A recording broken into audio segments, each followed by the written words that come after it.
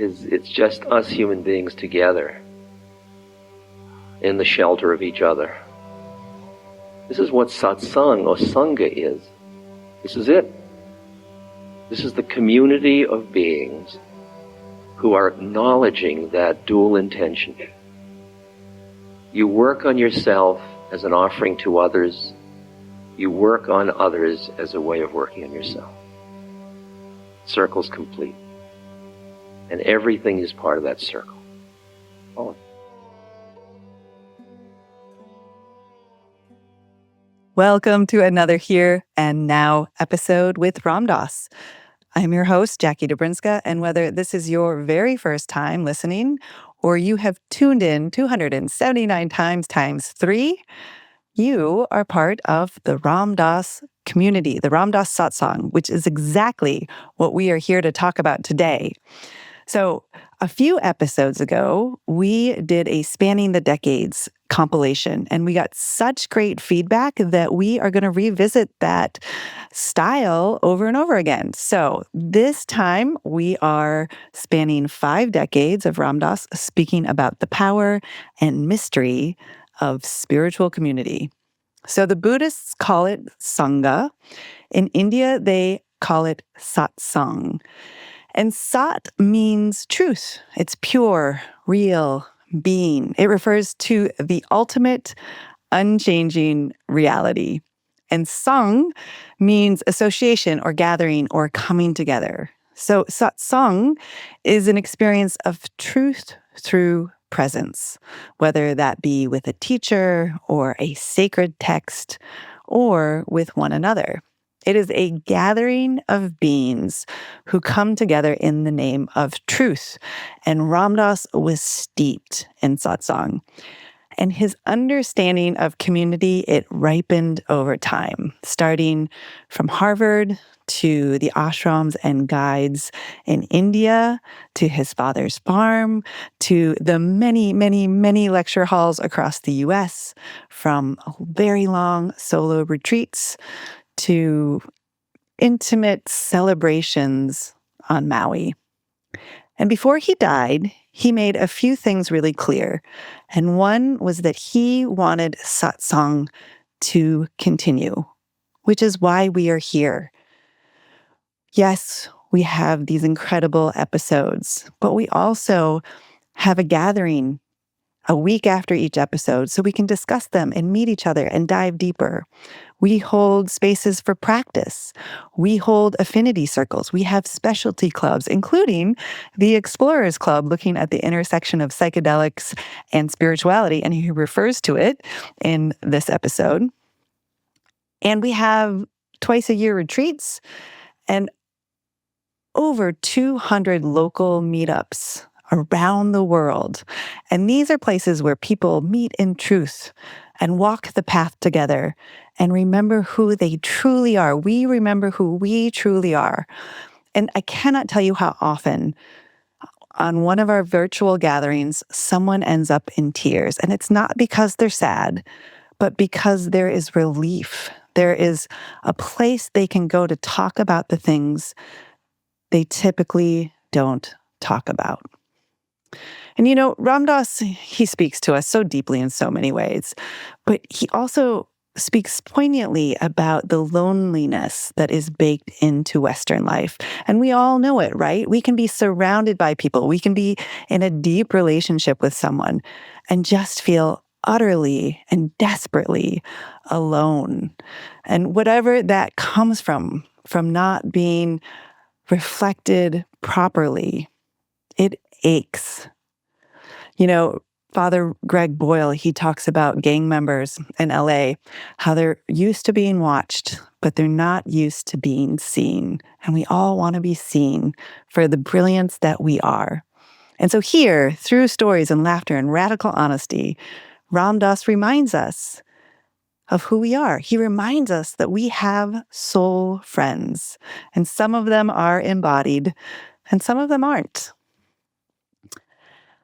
But all of them, they are rooting for our awakening.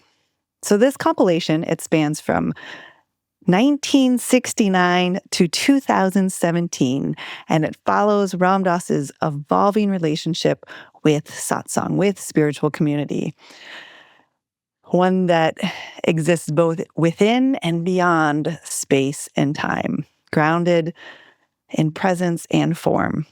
So speaking of relationships, you might have heard me gush about this relationship I'm currently in with Magic Mind, which is this green little shot. And about a year ago, they sent me their original formula, and I fell pretty hard. And now they have sent me their Magic Mind Free, which is 0 caffeine, and Magic Mind Max, which has extra caffeine and nootropic kick. And so I keep starting my day with the original because I love it. And then in the afternoon, I get to reach for the free and not have any caffeine. So I've been riding this adaptogen train for many years, and this is hands down the most delicious and effortless way I have found to support clarity and calm and mood. And here's the sweet part. You get 60% off your first subscription with the code RAMDAS60. So check it out, magicmind.com/RamDasMF, and they have 100% money back guarantee. And if you're craving some in-person community, check out our friends in Costa Rica, Reunion. So I was just talking to Raghu the other day, and he's planning on going down there soon for a personal retreat and to see the new Hanuman temple. Probably get some really good fresh food and some mana from the land and all the goodness. So you too can do this. And you can get $250 off your first visit when you use the code BeHere250. So check it out, reunionexperience.org. Okay, so let's dive in. It is 1969, a year of both hope and hardship. Political tensions were high. The Vietnam War was raging. The Stonewall riots had erupted. The civil rights movement was pressing forward. And it was the year of the Apollo 11 landing and Woodstock. And Ram Dass had just returned from India, fresh from meeting his guru, and he was on fire. And he was speaking to a generation that was searching for their way after the highs of the early 60s. And so in this clip, he is reminding us how community can shape us for better or worse.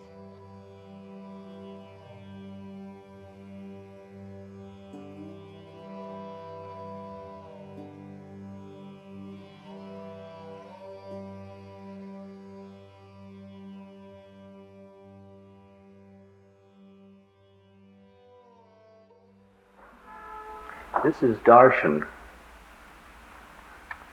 This is a gathering of people who are sharing a journey together.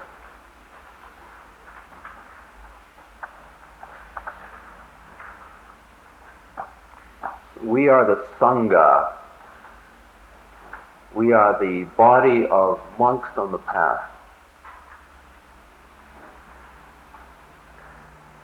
And the Buddha said,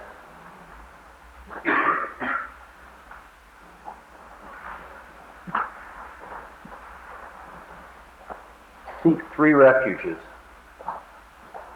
Buddham saranam gacchami, Dharmam saranam gacchami, Sangham saranam gacchami.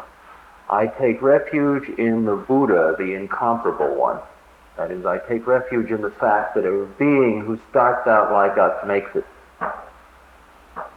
Keep that in mind, take refuge. And in pure, I take refuge in the fact that Buddha consciousness is pure awareness.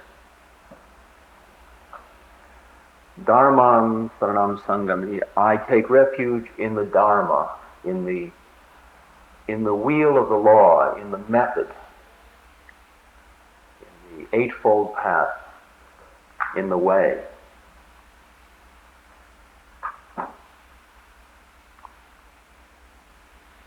And Sangham saranam gacchami. I take refuge in the Sangha,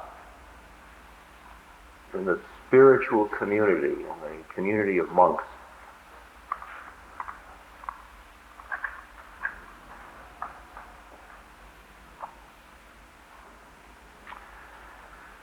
We're hanging out together because we need to hang out together.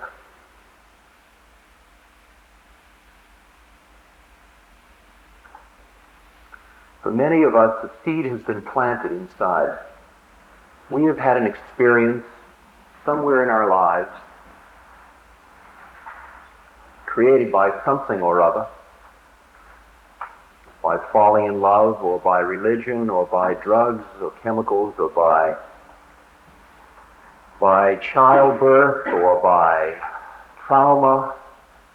For some reason or other, we've had some experience that has shown us the possibility. For one brief moment, though brief is meaningless since the moment is eternal, we see through a doorway and we appreciate that it isn't at all how we thought it was.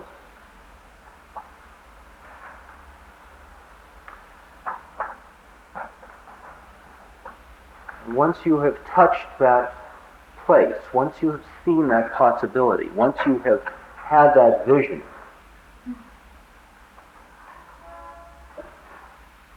the seed is planted. You have started to awake from a long sleep of so many rounds of birth and death. All designed to bring you to the critical moment when you started to awake.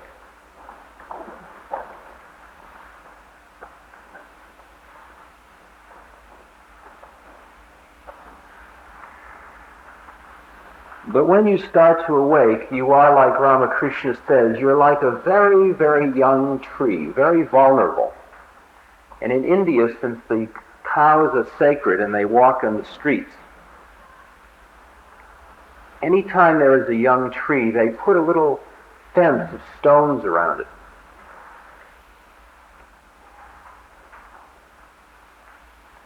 And that's so that the cows won't walk over it and crush it. And then later on, when the tree gets big, then the cows can rub against it and they can get out of the sun under it. And Ramakrishna says somebody who is at the beginning of their sadhana, their spiritual path, is like a young tree, and it has to be protected by a fence. And the fence is Satsang, the spiritual community. That's Sanskrit, or sangha. Sangha, Pali. The community of monks. That's why we hang out together, because we need one another.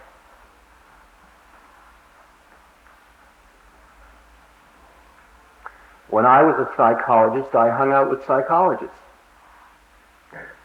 When I was a psychedelicist, I hung out with psychedelicists.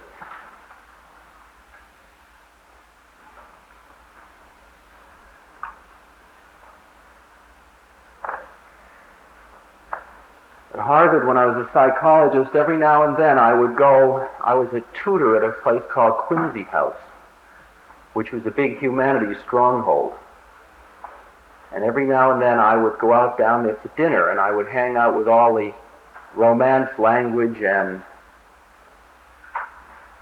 philosophy and literature faculty. We drink sherry in the senior commons room. And they thought psychology was kind of a scurvy disease.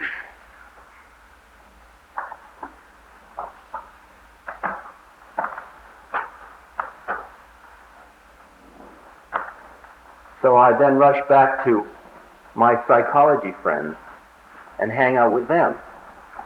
And we reassure each other that we were really the masters of the scene.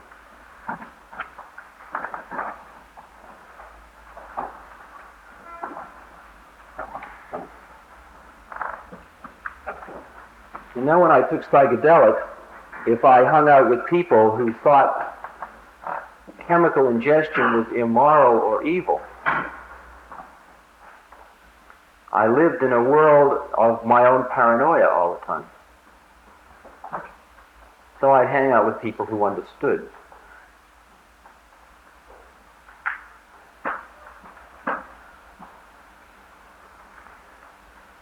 And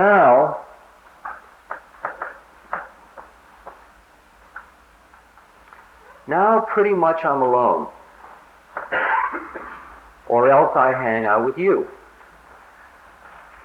who are us. New frame of reference, new us group, new reference group. The only thing that's interesting about this reference group is this reference group doesn't have any physical form.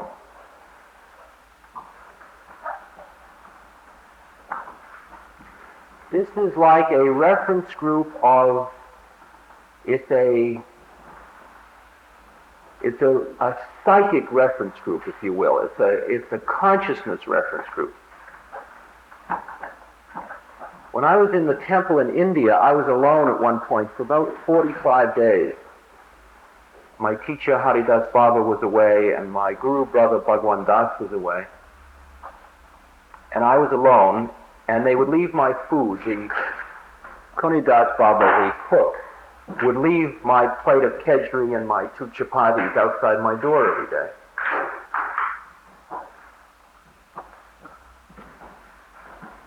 So for 45 days, I didn't converse with anyone at all. Now, most of you have not had the opportunity to do that. First of all, I was on silence. I had been on silence already for 3.5 months by then. That is, I spoke with my chalkboard, which is this. And my guru, my teacher, had been silent, mauna, for 15 years. And he used the chalkboard. He made this for me. So all the teaching he gave me was on the chalkboard. And evenings, as we sat together around the little charcoal grate, all you would hear at night was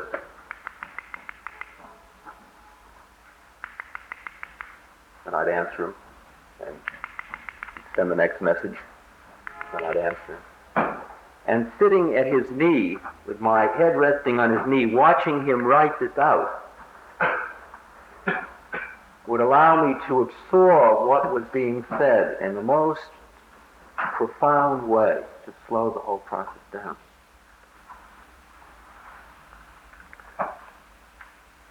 See, in India, when you're mauna and you're on the street and you take your chalkboard, everybody says, oh, mauna, good, good. In the West, when you pick up your chalkboard, they feel pity, like you're mute, and there's something that should feel very sad for you and you're unfortunate. In India, when you do it, they feel you're lucky. You can do it, they say. I can't. I'm not strong enough to go on the trip you're going on. I worship you. I honor you for doing it. So in that sense, the group in India are helping you with your work. See, this work is subtle sort of help. While in the West, there is a kind of a very gentle undercutting going on.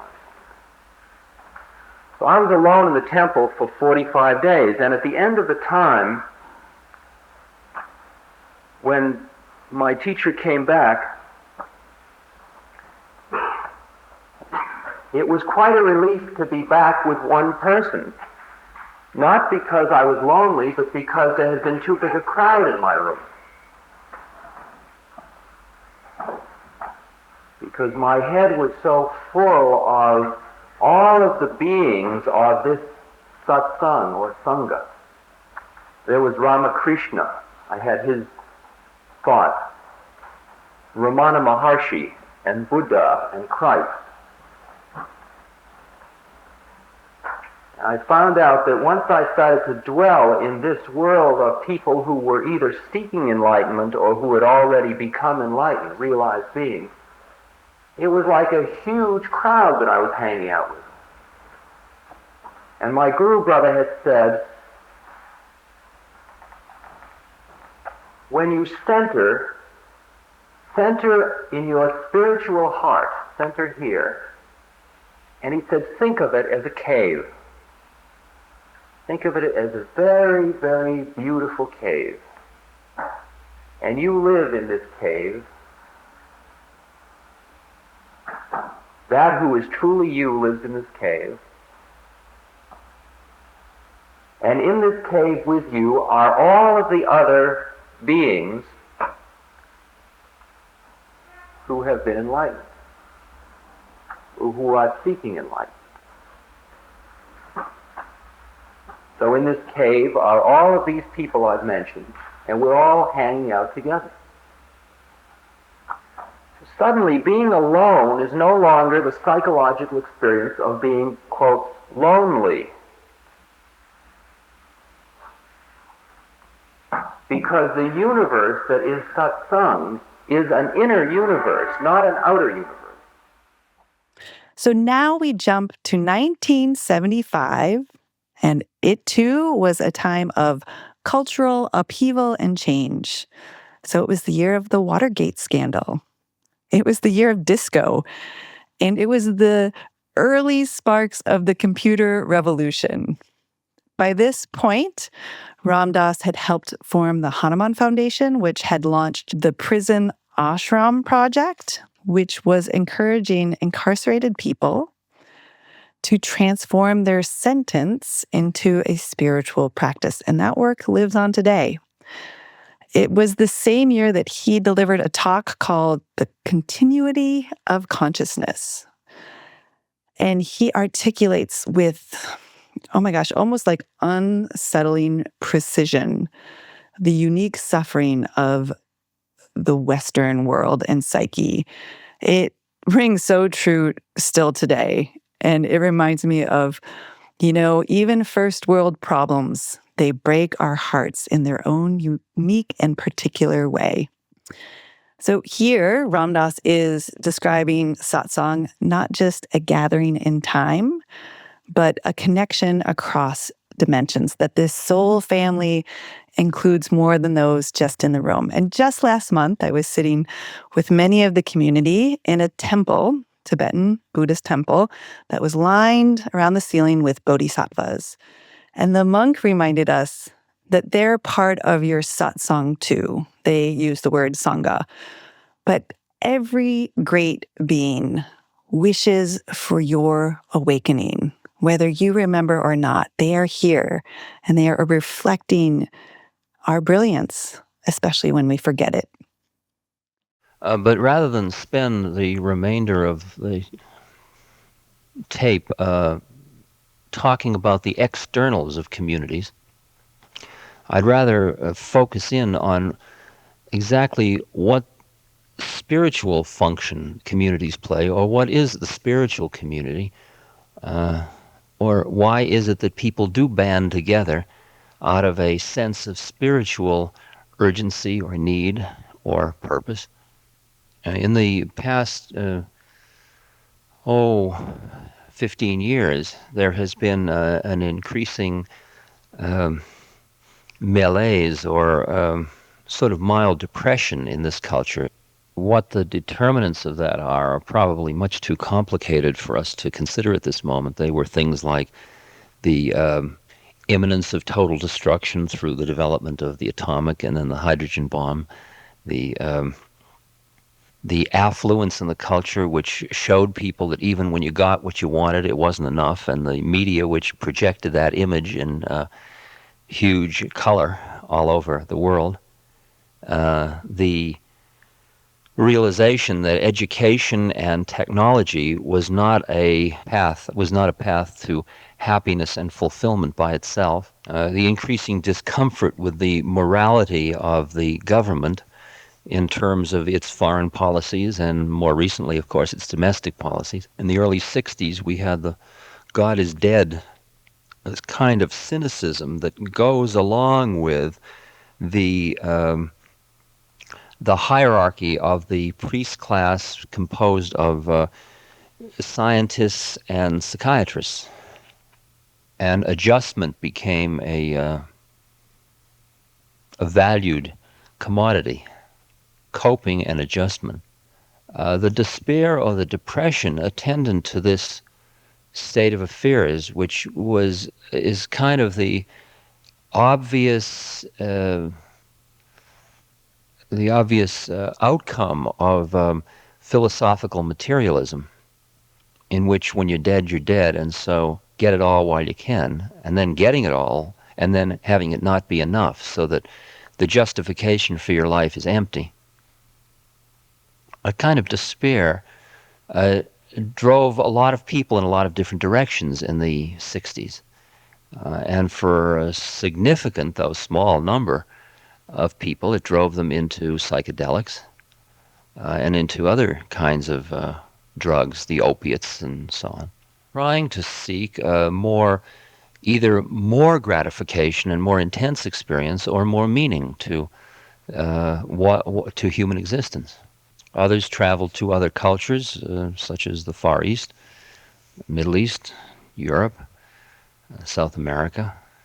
Others left the highly technological society and moved back into the backlands where they could find justification for their existence within a kind of frontier mentality where they could justify their lives merely by survival, which is getting enough wood and food and shelter and clothing. Somewhere in the midst of this, a process is involved in which the external forms of gratification start to lose their meaning a little bit, and people turn within. And they start to look at deeper places in themselves, either through despair or through some form of awakening or opening. The literature of the late 60s and early 70s started to abound with concerns for mysticism. In the East, Buddhism, Hinduism, Sufism, Middle East. The Hasid movement has started to come back into flower. Esoteric Christianity has become noticeable, along with fundamental Christianity, which is not esoteric at all. This turning within to a deeper or higher connection or reference group, the spiritual community, occurred through all of the different vehicles I mentioned, through travels to the East, through drugs, through dropping out. There wasn't any single path that determined that. At first it was a few, and then more and more of the cultural media started to take over the transmission of a new reference group, so that the Beatles first and Bob Dylan, and followed by many, many people in the rock movement and in the folk music movement, started to make statements concerning this alternative reference group, which was not based on the physical plane particularly. It was a community of the spirit. Now, in order to understand what this community of the spirit is, if you just think of a cross and think that all of the reference groups we talked about up until now, family, bowling club, nation, religion, etc., are on a horizontal axis of the cross, and now we're starting to deal with the vertical axis. To understand how far out that is and how much you must stretch your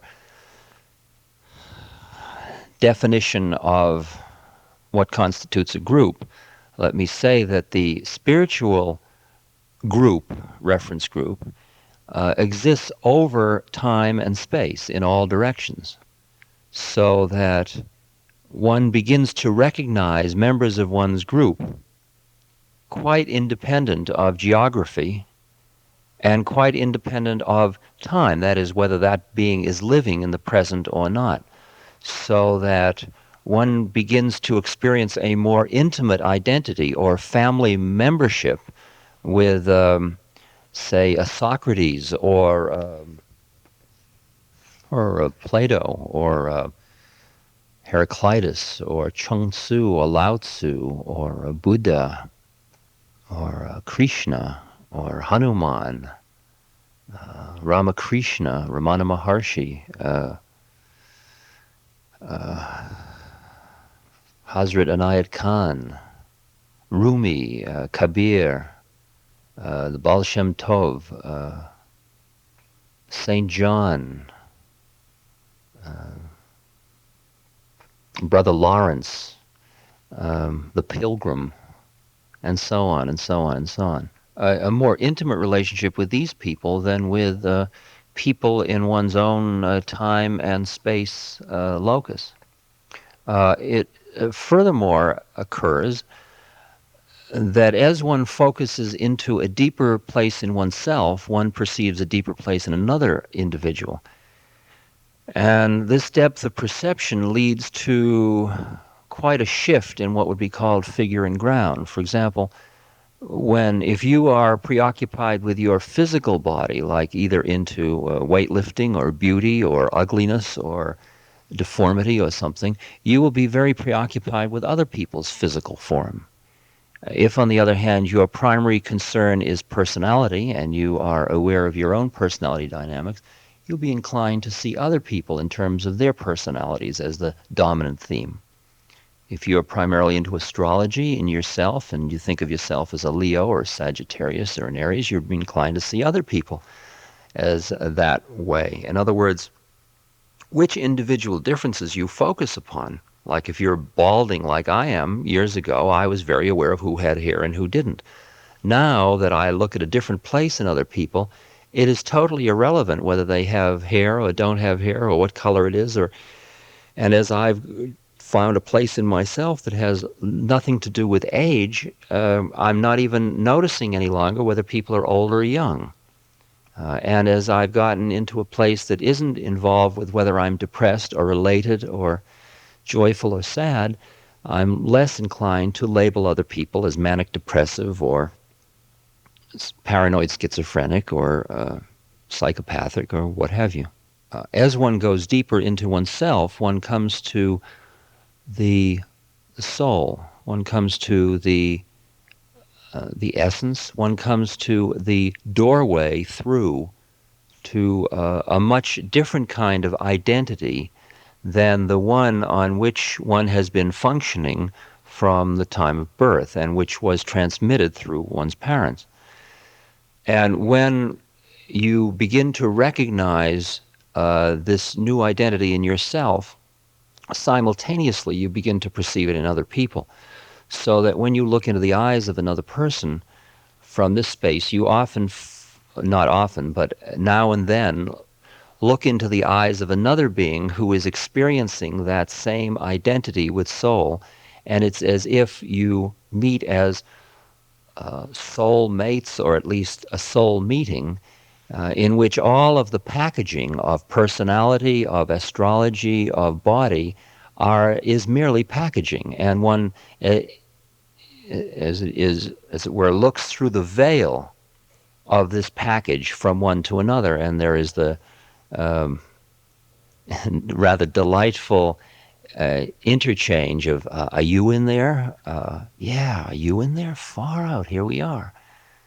We're both inside here, and it's as if it's like a Martian takeover. It's as if you're meeting another being who is almost masquerading as a human being, but is in fact not terribly identified with their physical plane envelope, if you will, or temple or package. And that contact through the eyes defines now the spiritual community, because it is really a community of souls. It is not a community of men and women, because in the world of souls there are no men's souls and women's souls. There are just souls. So by the mid-1980s, Ram Dass was no longer the wild-bearded mystic returning from the Himalayas. There's sort of this new tone that emerges. He's grounded and wise and has this tinge of humor. And this urgency to get enlightened by Tuesday has softened. And in its place, the quiet miracle of simply showing up again and again to the practice, to the community, to our own hearts and our deep inner knowing. As a reminder, these were the Reagan years. It was big hair, big promises, and even bigger disconnection. Beneath the surface of material success, there was a quiet spiritual hunger that persisted. In this clip, Ram Dass reminds us that satsang isn't just about the teachings, it's about mirroring. And it's like Pooh and Piglet, right? Each of us is a little quirky, a little wounded, but we're all devoted in our own way. And we strengthen our remembrance by simply being with each other again and again. Every other evening I do this in a different city. This is the 8th. There are 52 more. And each night, it's such an interesting moment to come out and open to what this is about.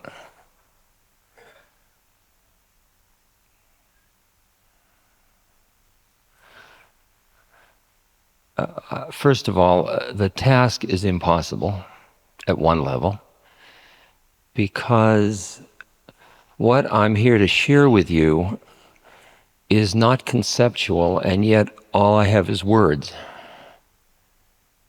And probably if we were a little more evolved, we could just sit here in silence for 3 hours, and we'd all be fed and go home. But our minds still need to think we know something. So we make believe we have something to say to each other. And the words are like fingers pointing at the moon. They're not the moon, they're just the finger. But as long as you don't take them too seriously, it's fun to play with words. And it quiets our minds so our hearts can be together, which is rather nice. The audiences are changing. We seem to be getting on with it. There's much less spiritual hysteria than there used to be. I remember back in the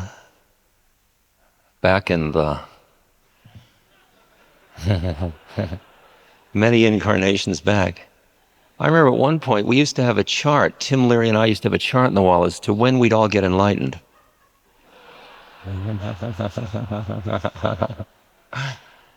And I guess we've stopped counting, which is a very good sign, because those kinds of models are tremendous traps of mind. How am I doing? Where am I at? It's a constant judging quality of mind. And the judging quality of mind doesn't finally really do it for us. I've got one favorite story that I just really love to share because it's such an exquisite awakening for me. Back in the early 70s, everybody that came to my lectures always, they were between the ages of 15 and 25. They all wore white and they smiled a lot. And they had flowers, and they knew. We all know. Do you know? Yes, I know. Do you know? And we all had been through some kind of an initiation rite, either spiritual readings or meditation or chemicals or something. And so I would meet with this Explorers Club night after night, and we'd compare notes of like, it's going to the North Pole. Do you remember that place where you got to where you ran out of water? And oh yeah, but did you hear about the time it was that kind of thing. And one night I was doing this, sharing maps for fellow explorers, and everybody was these young, smiley people. And over there was a woman in her 70s, and she was wearing a print dress and a little hat with strawberries and cherries on it. And she had a black patent leather bag and responsible-looking Oxfords. and her hair in a net. And I thought, what is she doing here? I thought somebody just brought their mother or their grandmother and said, you got to hear this guy, he's far out. And she was just going to put up with it. So I started telling stories, and my eyes moved, and there she was, and she was nodding like this. And I thought, how does she know? Yeah. So I told another story, and I looked, and she was nodding like this. So I began to think maybe she has a neck problem, and she just nods, but I watched carefully, and she just nodded in appropriate moments. And I got outrageous that evening in my zeal to get her to stop, really. And she kept nodding, and I thought, this is impossible. Who could this being be? So at the end, I smiled at her, and I kind of egged her up to come up here. She came up and she said, oh, thank you for that. She says, that's just the way I understand the universe to be. She said, that makes perfect sense to me. How do you know? I asked. What have you done what is your practice? What have you done that's brought you to that kind of understanding? And she leaned forward very conspiratorially and she said, I crochet.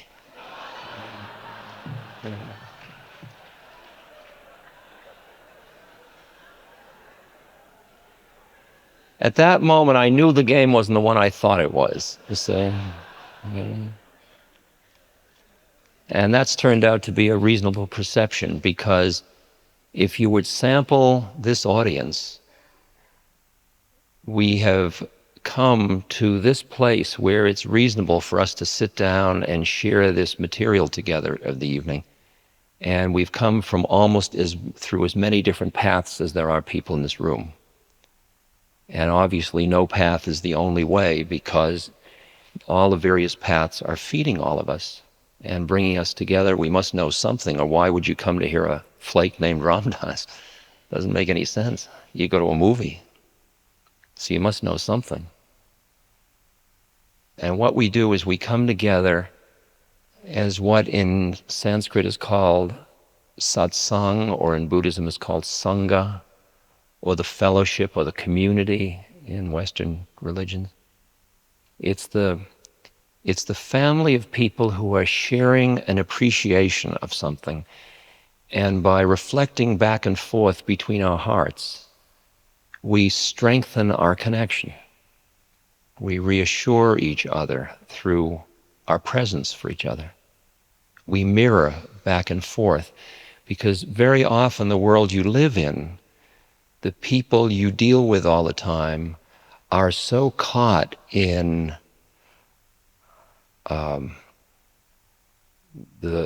what they call the real world, which they mean the material world, that you don't get mirrored back from them these other qualities of your being. And if you're not at the level where it is so completely secure inside, and you're so rooted in the power of your faith or that connection, you flicker a little bit, because you are looking in and saying, is what I'm experiencing real? And everybody's saying no. I mean, I used to get extraordinarily far into these other realms of consciousness, and then I'd come back to my family's home, and my father would say, you got a job? And he didn't understand. I'd just say, but let me explain. And he couldn't hear. And I'd say, he brings me down. Actually, I brought myself down. He didn't do it. He was just being who he was. He was just being an essence of father. Yeah. But I was using him to bring myself down. Right? And that turns out to be the way it is with our relations with other people. They're just being who they are. We use them to do in ourselves continuously. And after a while you see that, and you don't lay things on other people. You did this to me. You're causing me trouble. You're making my life difficult. No, only I make my life difficult. You may be a complete stinker, but that's your essence stinker. That's your karmic predicament. If I buy it, then it's mine. Two quotes let me play with for a moment. One is from Blake, beautiful mystic poet Blake. To see the world in a grain of sand and heaven in a wild flower, hold infinity in the palm of your hand and eternity in an hour. How light is your mind? How much can you play with these relationships to time and space? To see that in everything is everything, and a grain of sand is the universe. To see that who you are is not in time.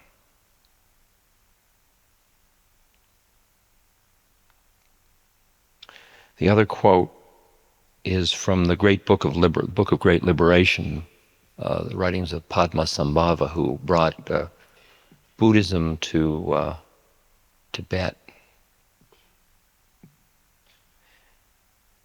And it's describing what we are coming together here to recognize. In its true state, mind is naked, immaculate, not made of anything, being of the voidness, clear, vacuous, without duality, transparent, timeless, uncompounded, unimpeded, colorless, not realizable as a separate thing, but as the unity of all things, yet not composed of them, of one taste and transcendent over differentiation. So now we move to 1994, and this is the year that Friends debuted and Forrest Gump hit the theaters and Kurt Cobain's death shook a generation. It was the year of the NAFTA trade agreement that shaped our economy. And for Ram Dass, it was a very busy year. And you can hear some of that in his opening dialogue. But he comes back to remind us that we are not here to fix one another.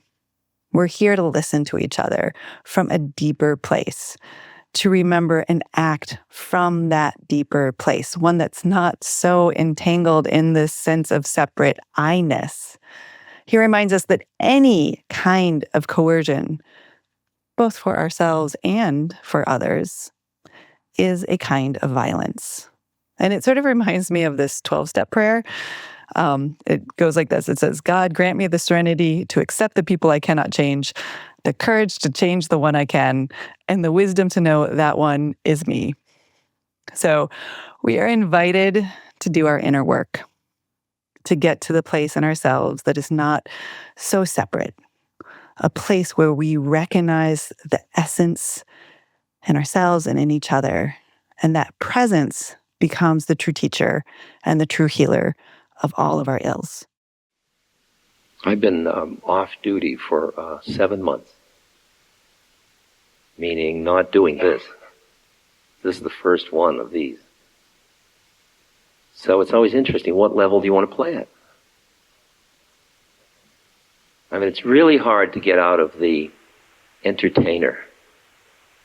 You paid all this money to come, overpaid to come to this thing, and you're all a little pissed off at it, and you really want something out of it, and I got to produce, or somehow we'll all be in hell together, and then you'll want to come again, and then I won't have any income, and then, oh God, my life will change, and then on and on and on and on. And that whole set of models is what does in the scene, actually. is it's just us human beings together in the shelter of each other. This is what satsang or sangha is. This is it. This is the community of beings who are acknowledging that dual intention. You work on yourself as an offering to others. You work on others as a way of working on yourself. Circle's complete. And everything is part of that circle. All of it. And you don't try, and you enjoy the process, because it may be an unending one. There's no, well, I've done that.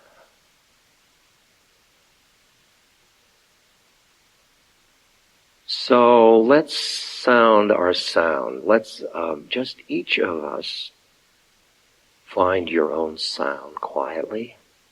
And then let's just, for about 2 full minutes, together make our sound. And at first make your sound and then listen your way into the collective sound. At the same time you're making your sound, listen your way. Become the listener of the collective sound and the tuning to it. And let's do that for a couple of minutes. Is that all right with everybody?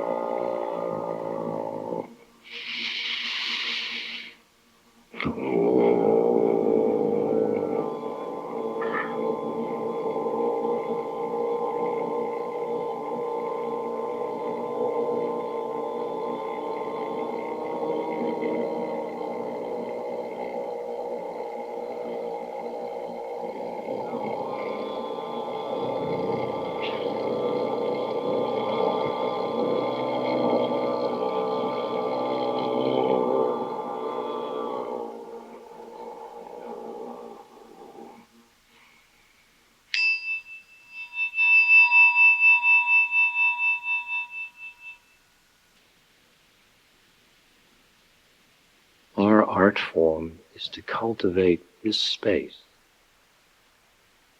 and recognize that we are meeting in it and share the essence space behind the form. Not the words, not the bodies, not the hotel, not the time, but just presence. I'll read you something from E.H. Lawrence. The common denominator of attaining harmony of the individual and the community is their universal aspect, their more fundamental being. At the level of deepest self, people can relate to one another without mutual destruction or loss of individuality. But trying to impose unity upon diverse people at the more superficial level, whether by love, coercion, or group process, is to do violence, to make anthills or beehives. Lawrence is reminding us that unless we meet in the deeper place of our beings together, the acts we do with one another will involve violence and thus exacerbate suffering. It's as if at the level of personality,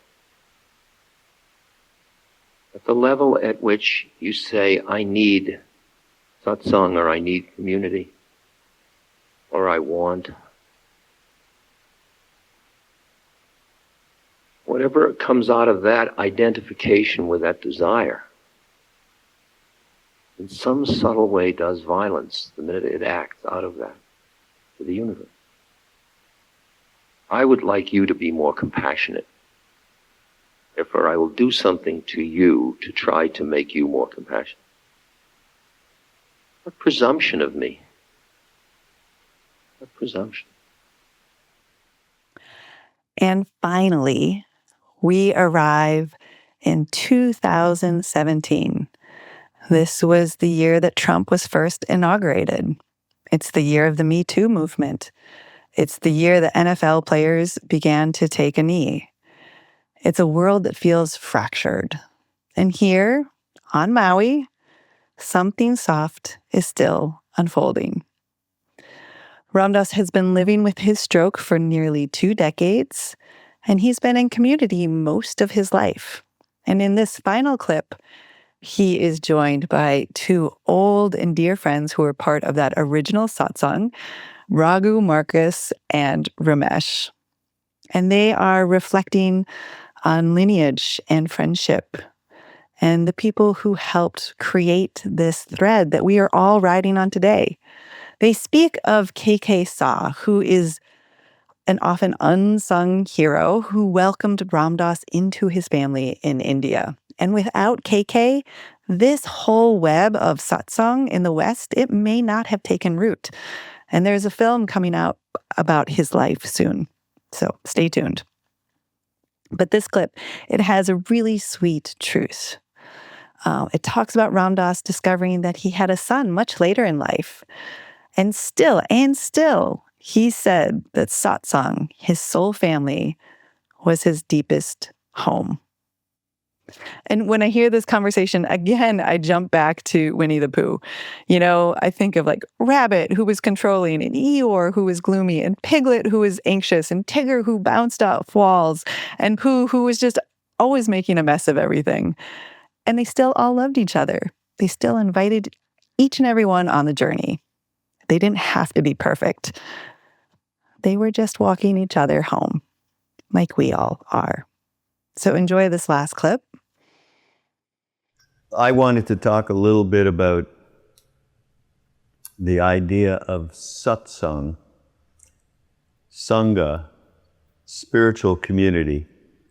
And the first thing that strikes me is, you know, what our Buddhist friends tell us, that when the Buddha was asked about the 3 refuges, refuge in the Buddha, the Dharma, and the Sangha, they said, which is the most important? And he said, Sangha. That always resonated with me over all these years. So that's a beginning premise that I think is really important. But for us, and Ram Dass, when you first went to India, you were taken into KK's family. You've talked a lot about that over the years. And then when we followed you when you went back, the same exact experience was had by all of us, that immersion in the family, which is so, it's so been passed forward in such a way to this very day. We are experiencing this in so many different ways. Of course, in Maui, when we get together with you at these retreats, it's to the nth degree.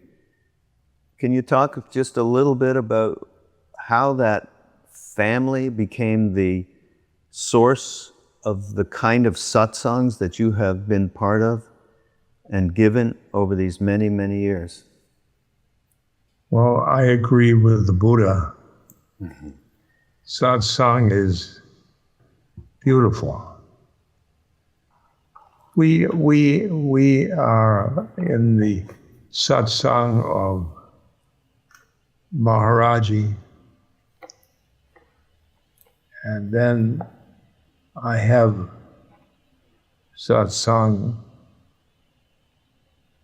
and I'm really, I treasure it. I treasure it. I treasure it. It's family, and then now that I have a son, and he said he wanted to learn about the family.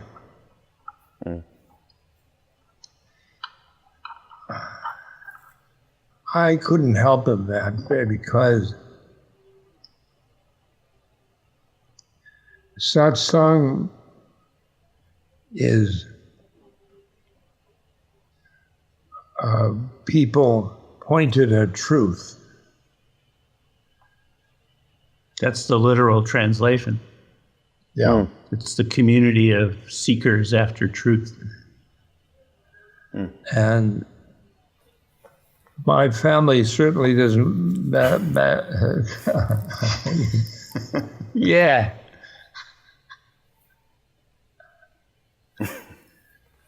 So finally, Father's Day, my son called me from North Carolina, and he said, "Namaste." I felt it. God, we made an inroad. He's learning about family. It certainly felt like we were taken into Maharaji's family of the heart when we arrived there, and that feeling of being at home, I think part of that feeling was just the way Maharaji took us into our own hearts, but it was also being surrounded by that love that he radiated, but was reflected off all the people around him all the time. Yeah. Yeah. Of course, our Western satsang was kind of a mixed bag at times. I think when, like the time when we were up in Kosani at that ashram up for the monsoon, it seemed like a little more like the inmates were running the asylum for a while. Yeah, listen, that was more bizarro satsang, you might say, like bizarro Yes. Superman. But we're a mixed bunch. yeah, but it was still family, and it was still satsang, and as crazy as it got at different times. But I'm just reminded of like walking into KK's house, and just walking into his house, going up the narrow stairway that Maharaji somehow maneuvered up to get to his door on 3 levels up, and then have his sister come and take care of it. It was the taking care of. I've never felt quite taken care of that way, so dispassionately taken care of. Like there was no reason whatsoever. What was your experience, Ram Dass, when you first, especially you? We had a lot more. We had you to go on. You had nothing to go on. You just were sent over there. Well, Maharaji, first of all, he told KK to take me to his house. Yeah. And he said, feed him double roti, which is bread. White bread toast. Toast. To this day, to this day, we're still getting toast from that first. Yeah. We go to his house. It must have been, for KK too, because his description of you when he first saw you, he saw this guy with his hands in his jeans pockets looking very uptight. And then Maharaji sends this guy to his house. And, to take someone into your home in India is really, because the guest is God in India. Yeah. So it's a big thing. And he did that with incredible affection and grace for all of us. Yes. I've never felt family as poignantly as KK's. Yeah. Yeah. But how that informed us for so long since then, right? I mean, how that's informed you. I mean, you created you created that whole satsang, the first satsang in America, which was at Bill and Ricka, at your father's farm. I mean, can you recall thinking about, okay, I think we're going to have some satsang here? Can you recall any kind of thought process of taking from what you had gotten and offering it out, or it was just you were just doing without thought? I mean, the idea of what motivated you to gather these people together? Well, they were coming from New York and Boston, where I had speeches, lectures. And I guess the grapevine has, because cars come up and people were just showing up. Yeah. You didn't decide anything. And Ramdas' father, George, was like KK. He just, it's amazing because he's, had been a CEO of a railroad. And here he is allowing these hippies to come and camp on his land. Right. Walking around on his golf course, and we helped out to the extent we could. There's a great photo of Danny Goleman riding the tractor lawnmower, and he really made us like family. And my brother says, "Get those damn fools off the greens." Off the greens.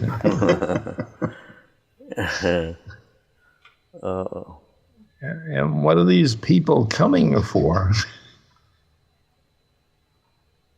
And I said, "Be with me."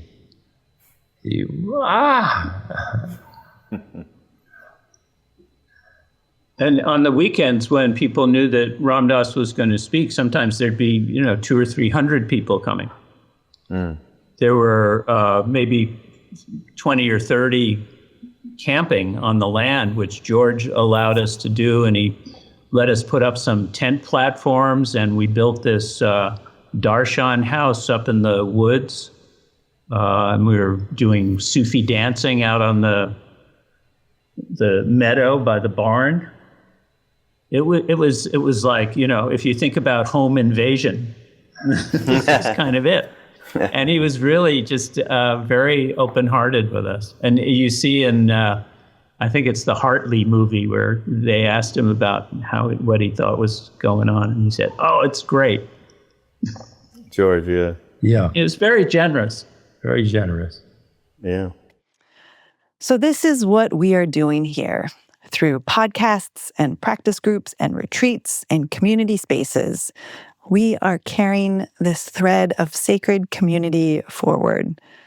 Because even when we forget, which we always do, even when we are in those dark tangles of our own obscurations, we are never truly alone. And so we honor Ram Dass's call to keep gathering, to keep pointing at the moon for each other, and to remember in every season there is the power of satsang. So if you feel called, go to ramdas.org/fellowship. Check out the ways that you can dive into satsang. Keep remembering these teachings. And as always, we give thanks for the privilege we have to be here with you. And we dedicate whatever good comes from what we do, that it is dedicated to all beings everywhere. Namaste and blessings. This podcast is brought to you by the Love Serve Remember Foundation and ramdas.org. We appreciate you listening, and we appreciate all the support that you've given us. Please continue that support and donate at ramdas.org. We can then continue to share what Ram Dass has been sharing for all of these years. Thank you.